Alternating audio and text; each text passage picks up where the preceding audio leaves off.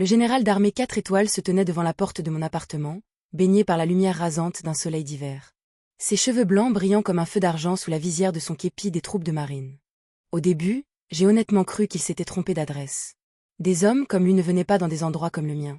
Pas dans une résidence fatiguée de la banlieue de Fréjus où la peinture s'écaillait sur les rambardes et où l'ascenseur exhalait une odeur de tabac. Froid et d'eau de javel. Mais il a posé son regard directement sur moi et m'a salué. Pas un salut désinvolte ou poli, mais un salut formel, rigoureux, le genre de salut que les militaires gardent en mémoire toute leur vie. Mes voisins cessèrent de parler. Une femme âgée portant ses courses se figea au milieu du couloir. Le général abaissa lentement sa main et demanda d'une voix posée. « Adjudant Claire Bernard ?»« Oui, mon général. » Ses yeux dérivèrent vers la petite boîte en bois que je tenais à la main. « La montre ?» dit-il doucement. « Avez-vous déjà ouvert le boîtier à l'arrière ?» Et soudain, pour la première fois depuis la mort de mon père, j'ai réalisé que la montre cassée de mon grand-père n'était peut-être pas si inutile après tout. 3 jours plus tôt, je me tenais à côté de la tombe de mon père sous le ciel gris de Saint-Malo, alors qu'une pluie glaciale traversait les épaules de ma tenue de cérémonie. Mon frère Damien n'arrêtait pas de consulter son téléphone pendant l'enterrement. Ma sœur Béatrice pleurait bruyamment dès qu'on la regardait, puis s'arrêtait instantanément dès que les gens se détournaient. Je restais silencieuse entre deux, écoutant le prêtre parler d'héritage, de famille et d'honneur tandis que la boue s'accumulait autour de nos chaussures. Ce qu'il y a de curieux avec les funérailles, c'est la rapidité avec laquelle les gens révèlent leur vraie nature une fois que le cercueil disparaît sous terre. Au moment où nous sommes arrivés au cabinet du notaire après la cérémonie, Damien demandait déjà des précisions sur les formalités administratives. Béatrice voulait savoir si le transfert de l'entreprise avait été finalisé. Personne n'a demandé si j'avais mangé. Personne n'a demandé comment je tenais le coup. Cette partie-là n'était pas inhabituelle. J'avais été invisible dans ma famille pendant la majeure partie de ma vie. Le cabinet du notaire surplombait le port de Saint-Malo. Des voiliers coûteux glissaient sur l'eau tandis que de vieux ventilateurs de plafond bourdonnaient au-dessus de nous. Maître Valois, l'avocat de mon père, avait l'air épuisé. Il devait avoir la fin de la soixante-dizaine, mince comme un sarment de vigne avec des yeux fatigués derrière d'épaisses lunettes. « Je vais faire court », dit-il prudemment. Damien se pencha immédiatement en avant. Béatrice croisa les jambes et ajusta son bracelet de perles.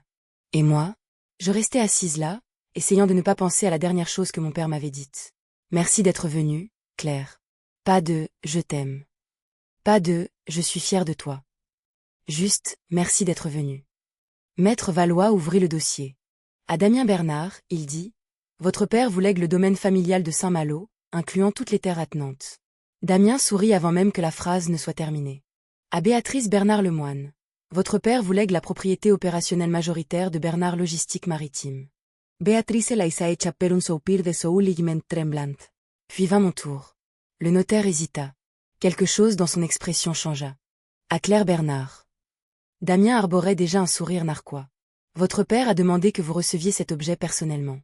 Maître Valois fouilla sous son bureau et en sortit une minuscule boîte en bois. Je me souviens avoir cligné des yeux, confuse. C'était tout. Il me l'attendit délicatement.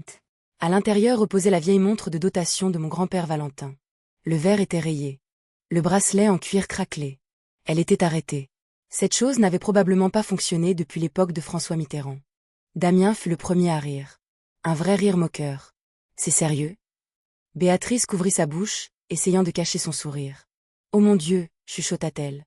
Papa lui a vraiment donné la montre de pacotille qui traînait dans le tiroir de grand-père. Même maître Valois semblait mal à l'aise.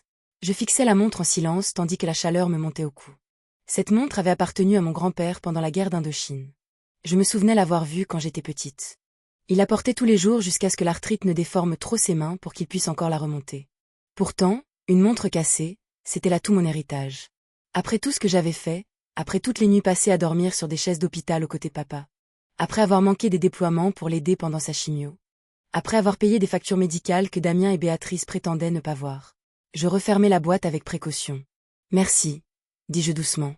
Damien ricana, « Tu n'as pas besoin de faire semblant d'être reconnaissante. » Je le regardai.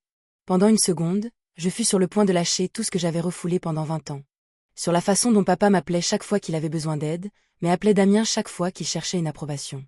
Sur Béatrice qui disparaissait dès que les soins devenaient contraignants. Sur le fait d'être traité comme une employée non rémunérée plutôt que comme un membre de la famille. Mais à l'armée, on apprend vite une chose. L'humiliation passe plus rapidement quand on refuse de lui donner du spectacle devant les autres. Je me levai donc calmement. Maître Valois se racla soudainement la gorge. « Il y a encore une chose, » dit-il.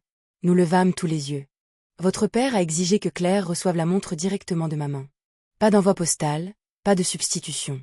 Damien leva les yeux au ciel de manière théâtrale. Mais le notaire ne riait pas. Il continuait à me fixer étrangement, presque nerveusement. Je ne comprenais pas alors. Je comprendrais plus tard. Ce soir-là, je repris la route vers le Var, seul, sous 4 heures de pluie côtière. Plus je m'éloignais de Saint-Malo, plus ma poitrine me semblait légère. Non pas parce que je n'étais pas en deuil, mais parce que le deuil devient complexe quand la personne qui vous a blessé est aussi celle que vous aimiez le plus. Mon appartement ressemblait exactement à ce qu'il était quand je l'avais quitté. Une minuscule cuisine, un canapé convertible, une cafetière plus vieille que certains soldats de mon unité.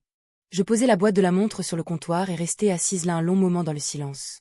Finalement, la curiosité l'emporta. Je la ramassai. Le métal semblait froid et plus lourd que dans mes souvenirs. Au dos, il y avait de minuscules initiales gravées, son nom. Je passai lentement mon pouce dessus. Mon grand-père avait été un homme discret. Il ne parlait jamais beaucoup de la guerre, mais quand j'ai rejoint l'armée, il m'a serré plus fort que n'importe qui d'autre dans la famille. Tu te comportes comme quelqu'un qui mérite qu'on se souvienne d'elle, m'avait-il dit un jour. Personne ne m'avait jamais dit une chose pareille auparavant. J'ouvris à nouveau le cadran, toujours inerte, toujours sans valeur, du moins c'est ce que je pensais. Frustrée, je la jetai dans le tiroir de la cuisine à côté des prospectus de livraison et des piles de rechange. Puis je me servis un verre de cognac et essayai d'oublier cette journée humiliante. 3 matins plus tard, quelqu'un frappa à la porte de mon appartement à 7h12 précise. Pas un martèlement, mais des coups secs, précis, contrôlés, militaires. J'ouvris la porte, m'attendant un technicien de maintenance. Au lieu de cela, une berline noire de l'État était garée le long du trottoir. Et devant moi se tenait un général âgé arborant 4 étoiles sous le soleil d'hiver. Pendant une seconde, j'oubliai comment respirer. Il m'étudia attentivement. Pas mon appartement, pas mes vêtements. Moi. Puis il salua. Adjudant Bernard, dit-il. Oui, mon général. Ses yeux s'adoucirent légèrement. J'ai servi avec votre grand-père. Tout bruit dans le couloir s'évanouit. Il m'a demandé de vous retrouver un jour, continua le général à voix basse. Si jamais la montre revenait entre vos mains. Mon estomac se noua. Le vieil homme jeta un coup d'œil derrière moi vers la cuisine, vers le tiroir. Puis il posa la question qui allait changer ma vie à jamais. Avez-vous déjà ouvert l'arrière de la montre? Je me souviens avoir fixé le général pendant plusieurs secondes avant que mon cerveau ne rattrape enfin la réalité.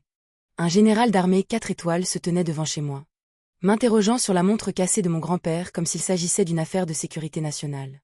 Je m'écartai machinalement. Je vous en prie, entrez, mon général. Il entra lentement, avec la raideur prudente d'un vieux guerrier dont le corps avait payé cher chaque médaille sur sa poitrine. La lumière du couloir accrocha les reflets argentés de sa chevalière de promotion. Même à la retraite, les hommes comme lui ne cessent jamais vraiment d'avoir l'allure militaire. Ses yeux parcoururent mon appartement en silence. Sans jugement, juste avec observation. Les tasses à café dans l'évier, la pile de dossiers administratifs sur la table, mes uniformes pliés près du canapé. Vous vivez seul? Demanda-t-il. Oui, mon général. Il hocha la tête une fois, comme s'il comprenait déjà plus que ce que j'avais dit. Je suis Raymond Mercier, me dit-il, ancien chef d'état-major de l'armée de terre. Je manquais de lâcher la tasse que je m'apprêtais à prendre. Tout le monde dans l'armée connaissait ce nom. Le général Raymond Mercier était pratiquement une légende vivante. L'Indochine, l'Algérie, décoré à plusieurs reprises, le genre d'homme que les jeunes officiers étudiaient encore à Saint-Cyr. Et d'une manière ou d'une autre, il avait connu mon grand-père. J'ouvris lentement le tiroir de la cuisine et sortis la boîte de la montre. Le général Mercier la regarda avec une expression que je ne pouvais pas tout à fait déchiffrer. Pas de la nostalgie, mais quelque chose de plus lourd. Du regret, peut-être.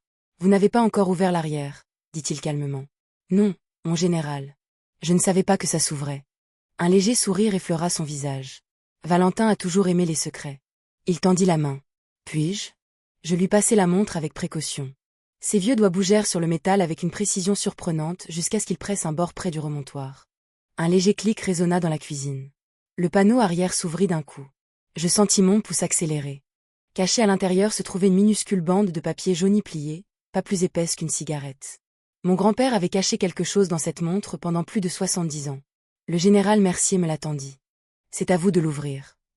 Le papier était devenu cassant avec l'âge. À l'intérieur, écrit à l'encre bleue délavée, se trouvaient 3 éléments. Un jeu de coordonnées géographiques. Un numéro de coffre-fort et une seule phrase manuscrite, pour celle qui comprend le sens du service. Je levai lentement les yeux. Qu'est-ce que c'est? Le général retira son képi. Pour la première fois, il parut soudain très vieux. Votre grand-père m'a sauvé la vie en Indochine, dit-il. Puis il s'assit à ma petite table de cuisine et changea tout ce que je pensais savoir sur ma famille. Dehors. La pluie tapotait doucement contre les vitres tandis que le général Mercier parlait de la voix calme d'un homme qui avait passé des décennies à porter des souvenirs douloureux. Décembre 1952. Commença-t-il? Nord-Vietnam, l'hiver le plus froid que j'ai jamais vécu. Il baissa les yeux vers la montre. J'avais 19 ans et j'étais assez stupide pour penser que la guerre transformait les garçons en héros. Il resta silencioso. Les anciens n'aiment généralement pas être interrompus quand ils décident enfin de dire la vérité. Votre grand-père était mon sergent de section. Continua-t-il. Valentin Bernard. Un faible sourire apparut. L'homme le plus dur que j'ai jamais respecté. Je ris doucement malgré moi. Cela lui ressemblait exactement. Il nous a maintenus en vie, dit Mercier, c'était son don. Peu importait que les hommes l'aiment ou pas. Il les ramenait à la maison. Le général expliqua que lors d'une mission de reconnaissance classée près de la zone de Nassan, leur unité était tombée dans une embuscade. Plusieurs soldats moururent sur le coup. Mercier lui-même reçut des éclats dans la jambe. Les soldats ennemis approchaient rapidement. Il aurait pu m'abandonner, admit le général à voix basse. Personne ne le lui aurait reproché. Mais Valentin Bernard l'avait porté sur près de 3 kilomètres de terrain escarpé sous le feu ennemi. Au moment où les secours arrivèrent, mon grand-père souffrait de graves gelures aux 2 mains. Des dommages permanents. C'était pour cela que ses doigts tremblaient quand je l'avais connu. Yo tavalai difficilment ma salive. Personne dans ma famille ne m'avait jamais raconté cela. Le général Mercier me regarda droit dans les yeux. Votre grand-père n'en a jamais parlé parce que la mission est restée classée secret défense pendant des années. Au moment où les archives ont été déclassées, il ne se souciait plus des médailles. Et mon père? Demandai-je, est-ce qu'il savait? Mercier hésita. Oui. Quelque chose se serra dans ma poitrine. Toutes ces années. Oui. Je m'adossai lentement, essayant d'absorber la douleur étrange qui montait dans mon estomac. Mon père savait que son propre père avait sauvé un futur chef d'état-major de l'armée de terre, et il ne me l'avait jamais dit. Il ne l'avait dit à personne. Pourquoi? Comme s'il lisait dans mes pensées, Mercier répondit prudemment. Votre père admirait Valentin profondément.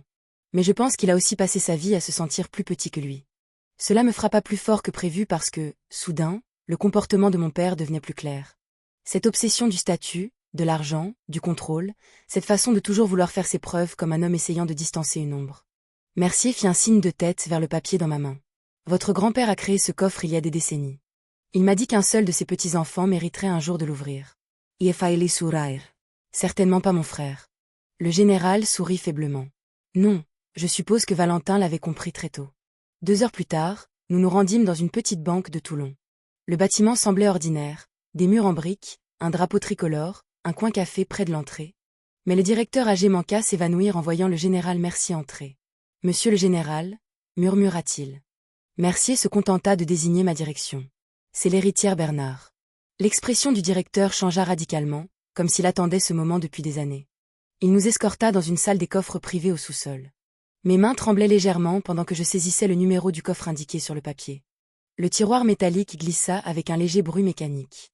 À l'intérieur se trouvaient plusieurs enveloppes scellées, des documents militaires, de vieilles photographies et des certificats d'action. Beaucoup de certificats d'action. Je fronçai les sourcils. Qu'est-ce que c'est? Mercier en Ramasaun. Votre grand-père a discrètement acheté des parts de l'entreprise pendant des décennies. Je le fixai. Bernard Logistique Maritime? Oui. Mon cœur se mit à battre de façon lente et glaciale. Combien? Le général me tendit les papiers en silence. Je parcourus les chiffres à 2 reprises parce que mon cerveau refusait de les accepter. 51% de part de contrôle. Je relevai brusquement la tête. C'est impossible. Non, dit Mercier doucement, c'est intentionnel. Je compris soudain pourquoi mon père n'avait jamais modifié son testament avant de mourir, parce que légalement, il n'avait jamais totalement contrôlé l'entreprise au départ. C'était mon grand-père qui l'avait fait, et maintenant, c'était moi. Je m'assis lourdement sur le petit fauteuil en cuir à proximité. Pendant plusieurs secondes, personne ne parla. Puis je remarquai une dernière enveloppe reposant sous les autres. Mon nom était écrit sur le devant de l'écriture de mon grand-père. Claire. Magorge se noa instantanément. Je l'ouvris avec précaution. À l'intérieur se trouvait une courte lettre manuscrite. Pas de salutation, pas d'explication, juste une phrase. Si ta famille a oublié ce que signifie l'honneur, rappelle-le leur. Je la lus 3 fois en silence. Puis je regardai le général Mercier. Qu'est-ce que mon grand-père attendait exactement de moi avec tout ça? Le vieux général s'adossa lentement. La pluie crépitait faiblement contre le plafond du coffre au-dessus de nous. Et puis il me donna une réponse qui allait changer le cours de ma vie. Cela, dit-il calmement, dépend de si vous voulez la vengeance ou la justice.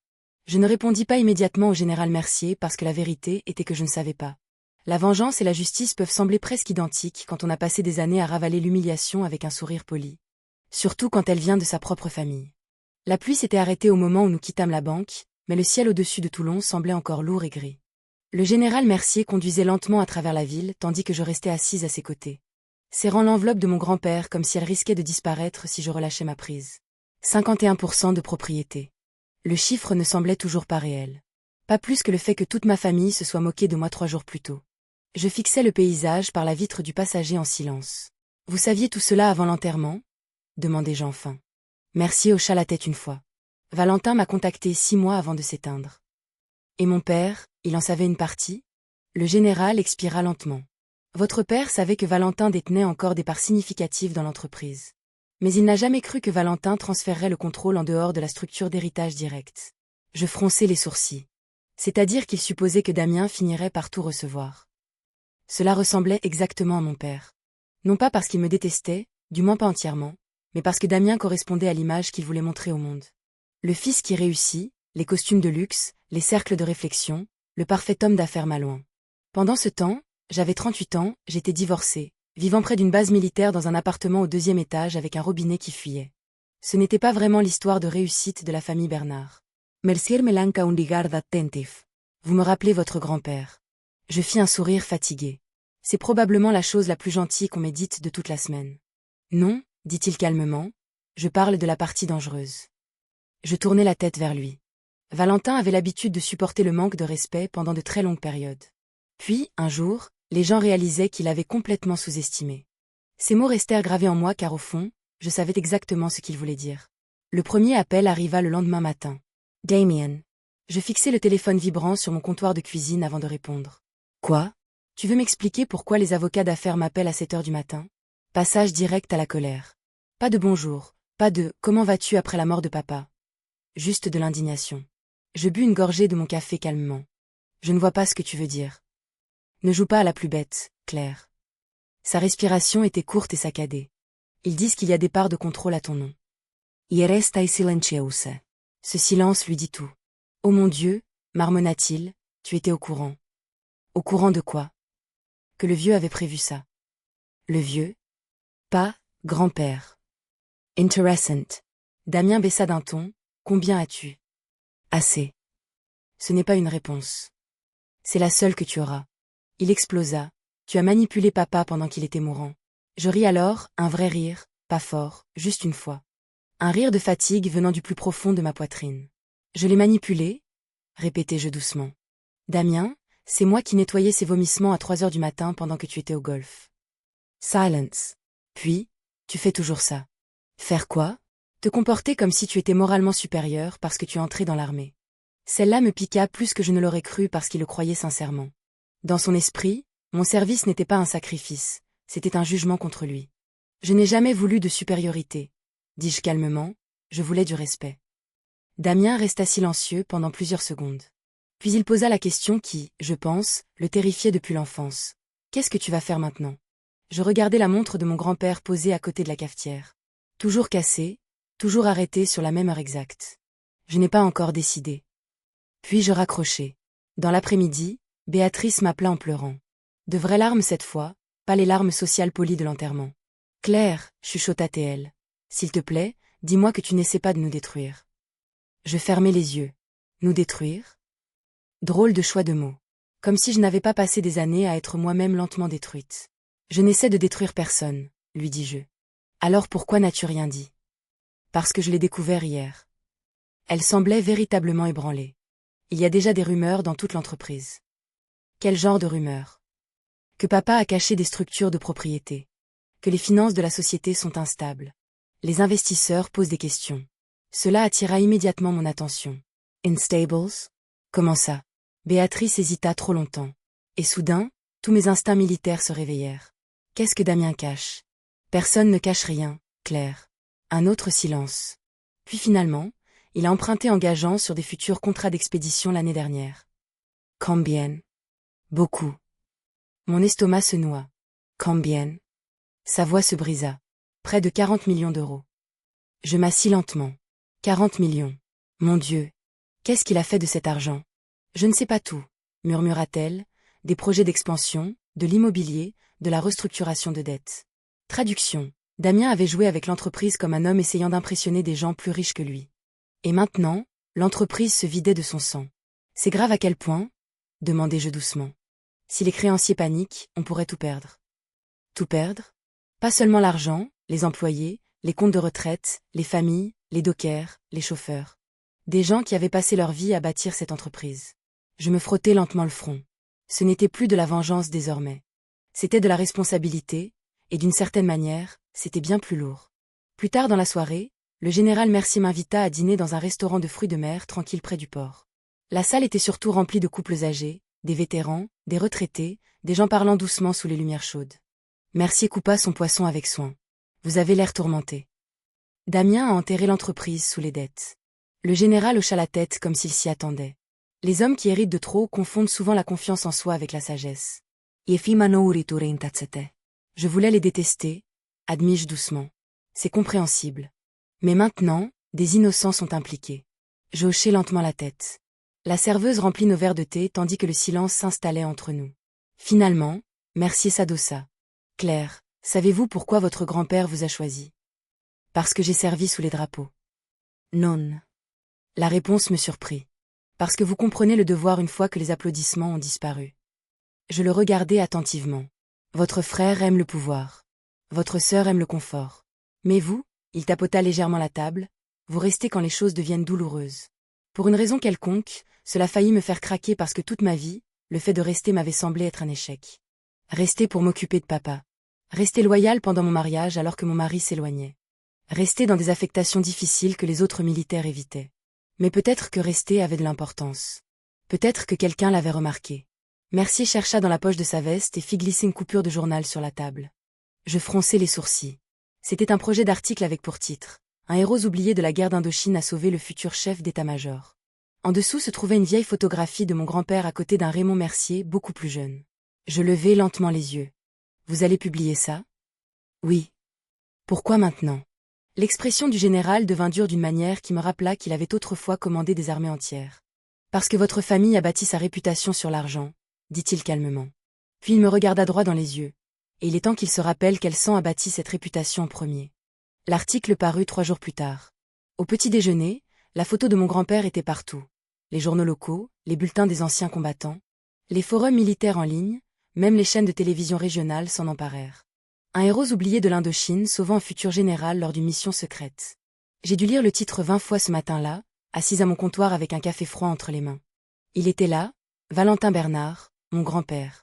Un homme qui avait passé les dernières années de sa vie à nourrir calmement les oiseaux depuis son banc tandis que l'arthrite tordait ses doigts. Et soudain, toute la région l'appelait un héros. C'est incroyable la vitesse à laquelle le monde change dès que quelqu'un d'important confirme votre valeur. Mon téléphone ne cessait de sonner. Des journalistes, des parents éloignés dont je n'avais pas eu de nouvelles depuis des années, de vieux soldats. Un sergent à la retraite de Nancy pleura en me remerciant pour le service de mon grand-père. Pendant ce temps, Damien me laissa 6 messages vocaux en moins de 2 heures. Aucun n'était agréable. Le dernier était simple. Tu dois descendre ici immédiatement. Le siège social de Bernard Logistique Maritime se dressait près du port de Saint-Malo dans un bâtiment de verre poli que mon grand-père aurait probablement détesté. Trop brillant, trop cher, trop fier de lui-même. Quand j'entrai dans le hall en vêtements civils, avec la montre de grand-père dans la poche de ma veste, les conversations cessèrent net. Les gens me dévisageaient. Certains me reconnaissaient à cause de l'article, d'autres reconnaissaient sans doute le regard des Bernard. La réceptionniste se leva rapidement. « Mademoiselle Bernard, il vous attend en haut. » Pas de sourire, pas de chaleur. Une tension flottait sur tout le bâtiment comme la fumée avant un incendie. Le trajet en ascenseur sembla plus long qu'il ne l'était vraiment. Quand les portes s'ouvrirent à l'étage de la direction, je trouvai Damien faisant les 100 pas devant la salle de conférence tandis que Béatrice, pâle et épuisée, était assise près de la fenêtre. Aucun des deux ne semblait ravi de me voir. Damien pointa la salle du doigt instantanément. « Tu as rendu ça public. » Je restai calme. Je n'ai rien fuité. C'est ce général qui l'a fait. Il a dit la vérité. Damien Rittermeerment. La vérité? Il écarta les bras. L'action de la société a chuté de 9% ce matin parce que les investisseurs pensent que la famille est en train d'imploser. Je le regardai fixement. Non, Damien. Les investisseurs pensent que l'entreprise est instable parce qu'apparemment, tu as emprunté 40 millions sans en informer le conseil d'administration. Béatrice ferma les yeux. Damien se fija. Et d'un coup, je sus que le chiffre était encore pire que ce qu'elle m'avait avoué. Combien? Demanda Dausman. Il détourna le regard. Combien? 58? Mon cœur manqua un battement. 58 millions d'euros. Mon Dieu. À quoi tu pensais, bordel? J'agrandissais la boîte. Tu jouais au casino. Son visage devint rouge. Tu crois que tu comprends les affaires parce que grand-père t'a remis de la paperasse? Non, dis-je calmement, je comprends les conséquences, parce que j'ai vécu avec elle toute ma vie d'adulte. Cela frappa plus fort qu'un cri. Beatrice se leva lentamente. Est-ce qu'on peut arrêter de faire ça dans le couloir, s'il vous plaît? À l'intérieur de la salle de conférence. Les avocats de la société et les membres du conseil d'administration étaient assis autour de la longue table polie, ressemblant à des gens coincés dans un abri anti-tempête. Personne ne sourit quand j'entrai. Un membre du conseil âgé se leva avec maladresse. Mademoiselle Bernard. Interessant. Pas Claire, pas Gamine, pas la petite sœur de Damien. Soudain, j'étais Mademoiselle Bernard. C'est incroyable ce que la possession d'une majorité de contrôle fait à la politesse des gens. L'avocat de l'entreprise ajusta ses lunettes nerveusement. Nous avons confirmé que les documents de transfert sont juridiquement contraignants. Damien frappa ses deux mains sur la table. C'est de la folie. Non, dit calmement un autre membre du conseil, ce qui est de la folie. C'est de découvrir que la moitié de la dette de l'entreprise n'a pas été déclarée correctement. Tous les regards se tournèrent à nouveau vers Damien. La sueur perlait près de son col. Pour la première fois depuis l'enfance, mon grand frère avait l'air effrayé. Pas en colère, effrayé. Et honnêtement, une partie de moi savourait cela. C'est la chose laide que personne ne vous dit sur les trahisons familiales. Quand la justice arrive enfin, elle semble rarement noble au début. Elle semble satisfaisante. La réunion d'urgence dura près de 4 heures. J'en appris plus sur l'entreprise cet après-midi-là que mon père ne m'en avait dit en 38 ans. Contrat d'expédition, négociations portuaires. Exposition aux assurances, structure de dette, et enfoui sous tout cela, le désespoir de Damien. Il essayait depuis des années de transformer Bernard Logistique Maritime en quelque chose de plus grand et de plus clinquant. Des bureaux de luxe, des expansions agressives, des investissements risqués. Il voulait que l'entreprise soit citée à côté des multinationales milliardaires. Mais les vieilles entreprises familiales ne se bâtissent pas sur l'ego, elles se bâtissent sur la survie. Mon grand-père l'avait compris. Damien non. À un moment donné, il craqua enfin. Tu t'es toujours cru meilleur que nous. La salle tomba dans le silence. Je le regardais attentivement. Quand? Quoi? Quand me suis-je comporté comme si j'étais meilleur que vous? Tu te balades partout comme une martyre. J'ai failli répondre avec colère. Au lieu de cela, je pris une inspiration. J'ai passé 2 ans à faire des allers-retours à Saint-Malo tous les week-ends quand papa était malade. Personne ne bougea. Je l'ai nettoyé après ses accidents. J'ai assisté à toutes les chimios. J'ai géré ses médicaments parce qu'il les oubliait. Ma voix resta calme malgré tout. Où étiez-vous?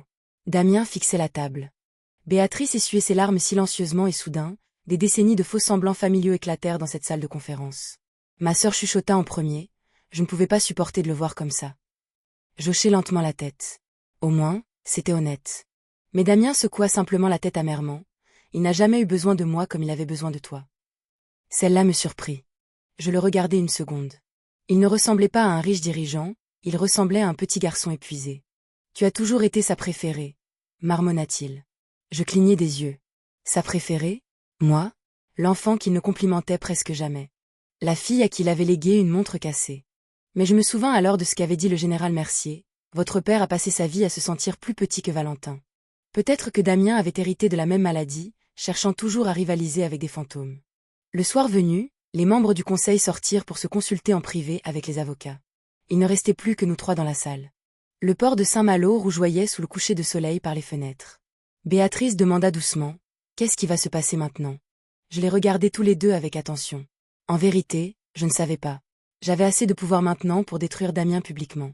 Ses fautes de gestion financière pourraient elles seules déclencher des enquêtes. La prison, peut-être? L'humiliation? Une réputation ruinée? Une partie de moi le désirait. Après toutes ces années de manque de respect, ne le méritait-il pas? Mais une autre pensée apparut, qu'en était-il des employés? Les dockers proches de la retraite, le personnel de bureau avec des emprunts, les familles qui dépendaient de la survie de cette entreprise. La vengeance propage des dégâts bien plus larges que ce qu'on imagine. Je me frottais lentement le front. Les mots du général Mercier résonnaient encore. La justice et la vengeance finissent par se ressembler après un certain temps. La porte de la salle de conférence s'ouvrit. L'avocat principal entra à nouveau. Son expression était prudente. Le conseil demande une restructuration immédiate de la direction.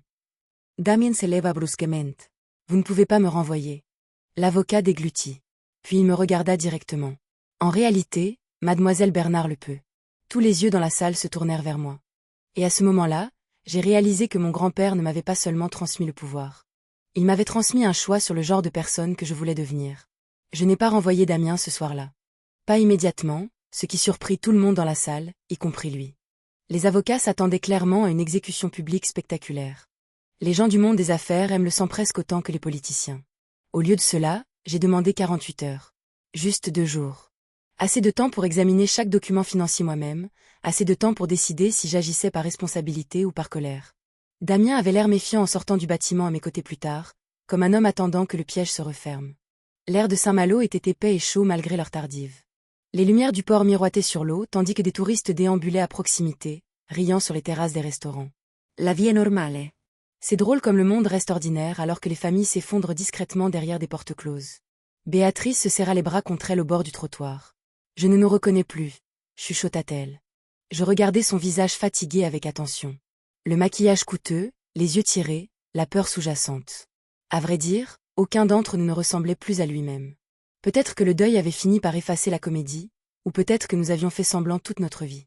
De retour à mon hôtel ce soir-là, je ne pouvais pas dormir. J'étalais les dossiers de l'entreprise sur le lit tandis que la vieille climatisation vibrait contre la fenêtre. Des chiffres, des échéanciers de dettes, des accords portuaires, des obligations de retraite des employés. Plus je creusais, plus le désordre causé par Damien devenait complexe. Mais quelque chose d'autre émergea aussi. Il n'avait pas volé d'argent, n'avait pas caché de compte à l'étranger. N'avait pas acheté secrètement de yacht ou de villa.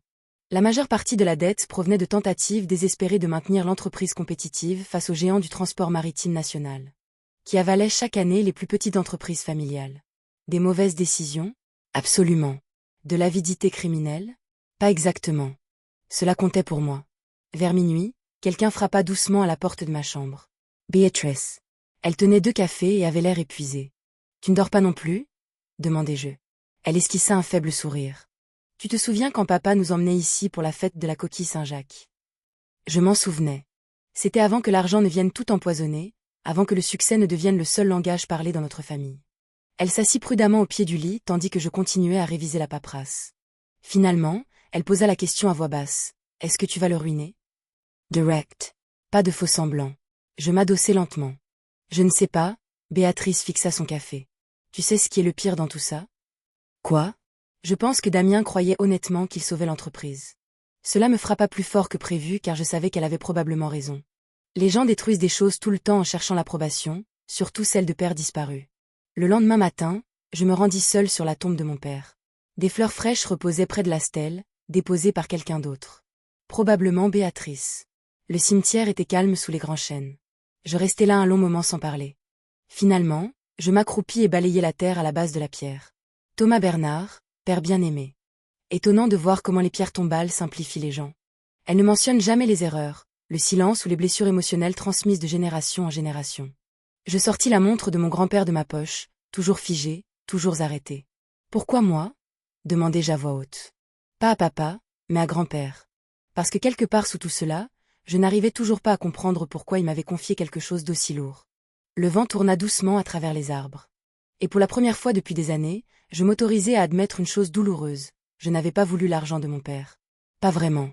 Je voulais ce que chaque enfant veut, se sentir choisi, important, aimé ouvertement. Mais certains parents sont trop abîmés pour donner ces choses correctement. Cette réalisation n'effaçait pas la douleur, elle la rendait juste plus triste. Cet après-midi-là, je pris ma décision. La réunion d'urgence du conseil d'administration se réunit à nouveau à 15 heures. Cette fois, quand j'entrai dans la salle, personne ne me regardait plus comme une étrangère. Le fauteuil en bout de table était vide, m'attendant. Damien était pâle. Beatrice semblait terrifiée. Les membres du conseil avaient l'air avides. Il restai debout. J'ai examiné l'exposition financière. Commençai-je calmement. L'entreprise peut survivre si une restructuration immédiate commence. Un soulagement éphémère apparut sur plusieurs visages. Puis je continuai. Avec effet immédiat, Damien Bernard est démis de ses fonctions de PDG. Damien ferma les yeux, pas choqué, juste vaincu.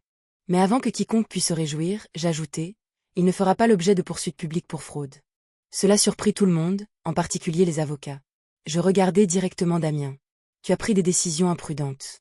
Tu as enterré cette entreprise sous les dettes en essayant de prouver quelque chose à des gens qui n'allaient jamais t'applaudir assez longtemps. Je fis une pause. Mais tu essayais de sauver l'entreprise, pas de la voler. Damien me fixa en silence. Je poursuivis, La dette sera restructurée. Les projets d'expansion sont gelés, les bonus de direction sont suspendus. Un membre du conseil fronça les sourcils immédiatement. Suspendu pour combien de temps? Jusqu'à ce que les retraites des employés soient totalement stabilisées. La salle devint très silencieuse parce que les dirigeants n'aiment pas entendre le mot « retraite », sauf s'ils sont en campagne électorale.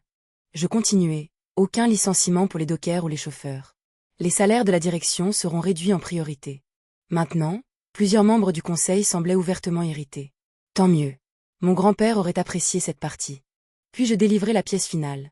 Damien et Béatrice resteront dans l'entreprise. Damien cligna des yeux. Quoi? Vous occuperez des postes opérationnels salariés sous supervision. Son visage s'empourpra instantanément. Tu me rétrogrades? Oui. L'humiliation brilla dans ses yeux. Pendant une seconde, je vis l'ancienne version de moi-même reflétée là. L'enfant négligé, celui qu'on ne prenait jamais au sérieux. Mais contrairement à lui, je ne faisais pas ça pour causer de la souffrance. Je le faisais parce que les conséquences comptent. Béatrice demanda doucement, « Pourquoi nous aides-tu » La réponse honnête sortit avant que je ne puisse la filtrer. Parce que grand-père m'a donné une responsabilité. Pas la permission de devenir cruel. Personne ne parla après cela. Ce soir-là, je retrouvai le général Mercier près du port. Il m'écouta en silence tandis que j'expliquais tout. Finalement, il hocha la tête une fois, Valentin approuverait. Je me sens encore en colère, admis-je. Vous devriez. Je voulais qu'ils aient mal. Mercier Surrey Treatment. Claire, le pardon, ce n'est pas prétendre que la douleur n'a jamais existé. Il regarda au loin vers l'horizon, c'est refuser de transmettre votre douleur à la génération suivante. Nous restâmes là en silence un moment. Puis il chercha dans la poche de son manteau et me remit une dernière enveloppe. Vieille, jaunie, avec l'écriture de mon père sur le devant, pour Claire. Ma poitrine se serra instantanément. Je l'ai trouvée parmi les papiers de Valentin, dit doucement Mercier. Je pense que votre père n'a jamais trouvé le courage de vous la remettre lui-même. Je fixai l'enveloppe dans mes mains tremblantes et soudain, après tous ces combats, après toute cette colère, j'ai réalisé que la seule chose que je voulais encore le plus n'était pas la vengeance. C'était la vérité. J'attendis presque une heure avant d'ouvrir la lettre de mon père. Pas par manque de curiosité, mais parce qu'une partie de moi craignait qu'aucun mot à l'intérieur ne puisse guérir 38 ans de silence. Cette nuit-là, je m'assis seul sur le balcon de ma chambre d'hôtel tandis que les lumières du port de Saint-Malo scintillaient doucement sous le ciel noir. L'enveloppe tremblait légèrement dans mes mains. Pour Claire. Voir mon nom écrit de sa main semblait étrangement personnel. Mon père n'avait jamais été un homme à l'aise avec ses émotions. Il communiquait par instruction, par facture payée, par conseil pratique, par geste discret. L'amour dans notre famille arrivait généralement déguisé en responsabilité. Je dépliai enfin la lettre et pour la première fois depuis l'enfance, je pleurais à cause de mon père au lieu de pleurer malgré lui. Claire, si tu lis ceci, c'est que j'ai probablement attendu trop longtemps, encore une fois. C'était mon talent en tant que père, attendre trop longtemps. Il y a des choses que j'aurais dû dire il y a des années. La première est que je sais que je t'ai blessé plus d'une fois, plus que je ne l'ai admis. Quand tu étais jeune, je pensais que la force consistait à préparer les enfants aux déceptions. Mon propre père m'a élevé comme ça après son retour d'Indochine. J'ai confondu la distance émotionnelle avec la discipline. Mais tu étais différente de moi. Différente de nous tous. Tu restais quand les choses devenaient difficiles. Je l'ai vu chaque fois que tu revenais du Var pour m'aider après mes traitements. Je l'ai vu quand tu dormais dans des fauteuils d'hôpital. Je l'ai vu quand tu pensais que personne ne remarquait rien. La vérité est que je me reposais sur toi parce que tu étais la seule en qui j'avais confiance pour ne pas partir. Ce n'était pas juste envers toi. Et je pense que, quelque part en chemin, je t'ai puni pour être la personne la plus forte de la famille. Ma vision se brouilla en lisant cette phrase. Je m'arrêtai un moment, essuyant mes yeux avec précaution, puis continuai. Damien a toujours eu besoin d'approbation. Béatrice a toujours eu besoin de protection. Mais toi, tu n'avais besoin que d'honnêteté. Et malheureusement, l'honnêteté était la seule chose que j'avais du mal à donner. J'ai passé ma vie à protéger l'apparence du succès tout en m'appuyant discrètement sur l'enfant que je louais le moins. Pour cela, je suis désolée. Plus que tu ne le penses. Il y avait plus, beaucoup plus, des histoires sur mon grand-père, sur les premières années de l'entreprise, sur la terreur que mon père avait ressentie à l'idée de perdre tout ce que son propre père avait bâti après la guerre. Soudain, la famille Bernard faisait enfin sens pour moi. La peur. Tout revenait à la peur. La peur de l'échec. La peur de paraître faible. La peur de ne pas être à la hauteur de Valentin Bernard. Même l'amour dans notre famille s'était retrouvé emmêlé dans la performance. Vers la fin de la lettre, mon père écrivit quelque chose qui faillit me briser complètement. Tu es devenue la meilleure d'entre nous tous, Claire. Et je pense qu'une partie de moi t'en a voulu pour ça. Pas parce que tu me faisais me sentir petit, mais parce que tu me rappelais l'homme que j'aurais aimé être. J'abaissai le papier lentement et pleurai plus fort que je ne l'avais fait à son enterrement. Pas des sanglots dramatiques, juste un chagrin silencieux. Le genre que les gens plus âgés comprennent, le genre qui vient quand la colère s'épuise enfin et qui ne reste plus que la tristesse. 1 an plus tard, Bernard Logistique Maritime ne ressemblait presque plus à l'entreprise que mon père avait laissée derrière lui. Nous avons survécu. Cela m'étonne encore parfois. Les 6 premiers mois furent brutaux. Restructuration de la dette, renégociation des contrats, vente de propriétés d'entreprises inutiles. Réduction de salaire pour les cadres. Quelques membres du conseil démissionnèrent après avoir découvert que je me souciais plus des retraites que des salles à manger privées. Bon débarras. La partie étrange, c'est que les employés recommencèrent à faire confiance à la direction. Des dockers qui n'avaient pas souri depuis des années m'arrêtaient soudain dans les couloirs pour discuter. Des chauffeurs envoyaient des cartes de remerciements manuscrites après que nous ayons rétabli les protections de fin de carrière. Un mécanicien âgé me serra la main si fort que j'ai cru qu'il allait me la briser. « Ton grand-père serait fier », me dit-il. Cela comptait plus que n'importe quel prix d'excellence en entreprise. Damien changea aussi, lentement, douloureusement, mais sincèrement. Perdre le titre de PDG avait brisé quelque chose en lui au début. Pendant des mois, il parla à peine durant les réunions. Puis un après-midi. Je passais devant les quais de chargement et je le vis en train d'aider les ouvriers à décharger des marchandises sous une chaleur étouffante sang. Caméra à proximité. Pas de mise en scène, pas de public, juste du travail. Quand il remarqua que je le regardais, il parut embarrassé. J'avais oublié ce que cette entreprise faisait réellement, admit doucement. C'était peut-être la phrase la plus honnête que mon frère ait jamais prononcée. Béatrice se transforma de différentes manières. Elle commença à faire du bénévolat pour des programmes de soutien aux veuves de militaires par l'intermédiaire d'une de nos nouvelles associations. Caritatives d'entreprise. Pas pour la publicité. La plupart des gens ne le savaient même pas. Un soir, elle me confessa quelque chose alors que nous dînions ensemble. J'avais l'habitude de penser que la gentillesse était une chose sur laquelle les gens faibles s'appuyaient. Et maintenant, elle souriait tristement. Maintenant, je pense que c'est probablement la chose la plus difficile qu'on puisse faire. Le général Mercier s'éteignit 11 mois après mon père, paisiblement dans son sommeil. 93 ans. J'assistais aux funérailles en tenue de cérémonie à côté de rangées de vieux soldats se tenant péniblement droit malgré les cannes et les prothèses de Jenny. Avant que la sonnerie aux morts ne retentisse, un officier me remit un petit paquet que Mercier avait demandé que je reçoive après son décès. À l'intérieur se trouvait la montre de mon grand-père, entièrement restaurée, tic-tant doucement. Je porte cette montre tous les jours maintenant, non pas parce qu'elle a de la valeur, mais parce qu'elle me rappelle ce que signifie réellement l'héritage.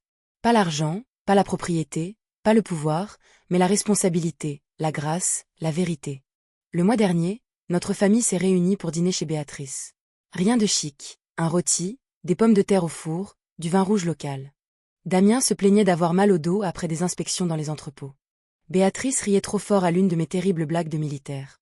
Et pour la première fois depuis des décennies, personne ne faisait semblant d'être plus important qu'il ne l'était. Au milieu du dessert, Damien me regarda calmement. « Tu sais, dit-il, j'avais l'habitude de penser que grand-père t'avait donné cette montre parce qu'il t'aimait plus. Yesuris feabalment. Qu'est-ce que tu en penses maintenant ?»